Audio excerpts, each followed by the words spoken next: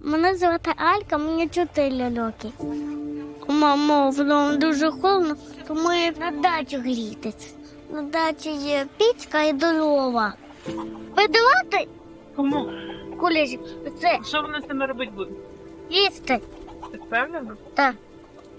Я дуже люблю зиму, та мені дуже хочеться, щоб було вдома тепленько.